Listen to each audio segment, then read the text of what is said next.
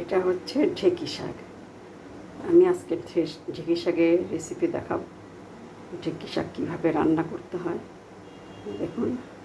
উত্তরবঙ্গের লোকেরা ঢেঁকি শাকটা খুব পছন্দ করে। দক্ষিণবঙ্গে পাওয়া যায় কিনা আমি জানি না। এই যে এই শাকটা দেখতে এরকম হয় ঢেঁকি শাক। এটা গ্রামে গঞ্জে জঙ্গলের মধ্যে হয়ে থাকে।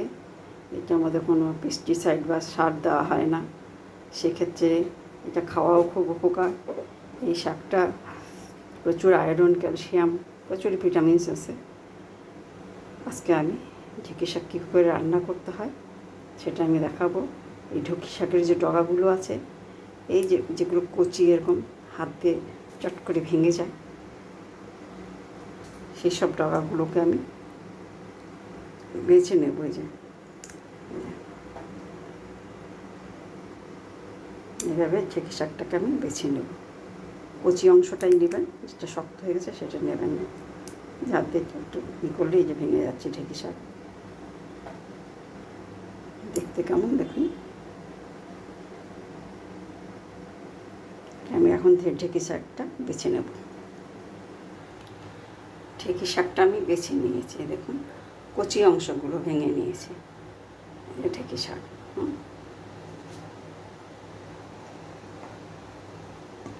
যতটা কচি আছে ততটাই নেবেন, শক্ত অংশটা ফেলে দিবেন। শক্তটা দিয়ে যদি রান্না করেন খেতে ভালো লাগবে না। এই দেখুন কীরকম কচি, যে এটা হাত দিলেই ভেঙে যাচ্ছে। এরকম কচি অংশটুকু ভেঙে নেবেন।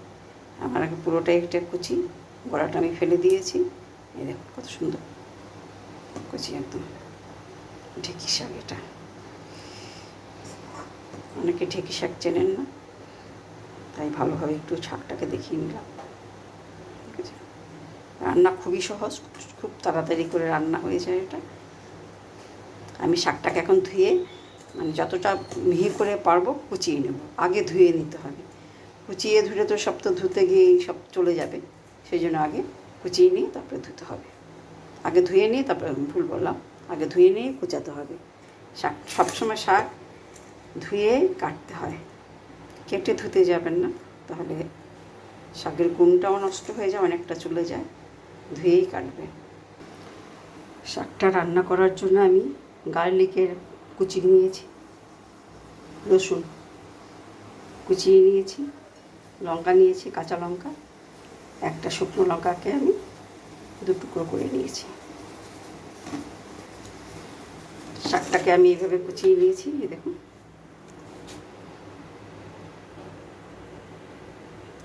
এখন আমি গ্যাস ধরিয়ে দিয়েছি। গ্যাসের মধ্যে কড়াই বসিয়েছি। এর মধ্যে আমি শাকটাকে প্রথমে ভাপিয়ে নেব, সিদ্ধ করে পরে রান্না হবে। এই শাকটাকে আমি ঢেকে দিই।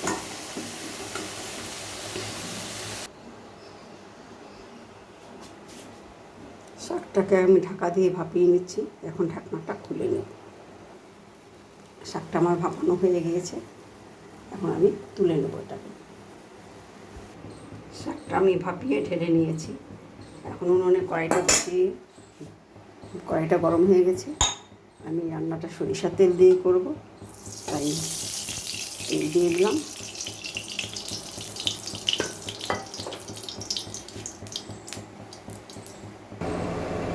কড়াইতে তেল দিয়ে দিয়েছি, তেলটা গরম হয়ে গেছে। গরম তেলের মধ্যে আমি একটা শুকনো লঙ্কা দু টুকরো করে দিয়েছি, রসুন কুচি,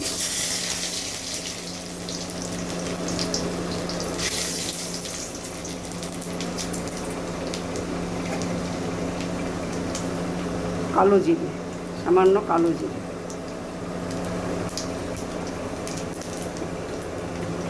আপনারা শুধু রসুন কুচি দিয়েও খেতে পারেন, আবার শুধু কালো জিরা দিয়েও খেতে পারেন। তো রসুন কালো জিরা দুটো দিয়েও খেতে পারেন। দেখুন আমার রসুনটা কালো জিরা যে মশলা ভাজা হয়ে গেছে। এখন আমি শাকটাকে ঢেলে দেব।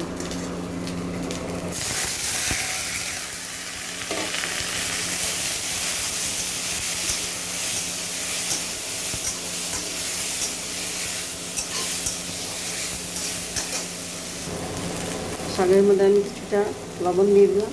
আপনারা আপনাদের স্বাদ অনুযায়ী লবণ দেবেন। কাঁচা লঙ্কা 3টে দিয়ে দিলাম।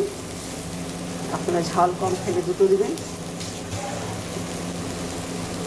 আপনাদের ঝাল লবণটা আপনারা আপনাদের স্বাদ অনুযায়ী দেবেন। এই অবস্থায় আমি ঢেকে দেব।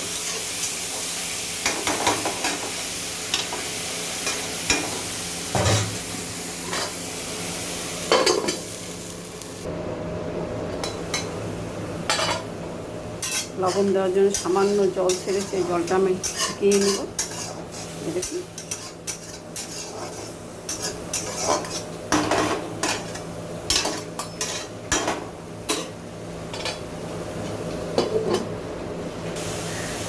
শাকটা আমার যে সামান্য জল, লবণ দেওয়ার পরে সামান্য জল ছেড়েছিল, জলটাও শুকিয়ে গেছে, শাকটা আমার ভাজা ভাজা হয়ে গেছে। এখন আমি শাকটাকে নামিয়ে নেব। শাক বেশি সিদ্ধ হলে খেতে ভালো লাগবে না। শাকের সবুজ ভাবটা সবসময় জানি বজায় থাকে। শাকের কালারটা চেঞ্জ হয়ে গেলে শাকটা খেতে ভালো লাগে না। সবুজ সবুজ অবস্থায় শাকটাকে আমি নামিয়ে নেব। ঢেঁকি শাকটা আমি ঢেলে নিয়েছি। দেখুন এরকম রঙটা সবুজ রাখবেন, বেশি সিদ্ধ করবেন না। আমার রেসিপিটা ভালো লাগলে শেয়ার করবেন, লাইক ও কমেন্ট করবেন। কেমন খেলেন সেটা জানাবেন। আপনারা কীভাবে রান্না করেন সেটাও আমাকে কমেন্টের মাধ্যমে জানিয়ে দেবেন। আমার চ্যানেলটা এতক্ষণ দেখার জন্য ধন্যবাদ।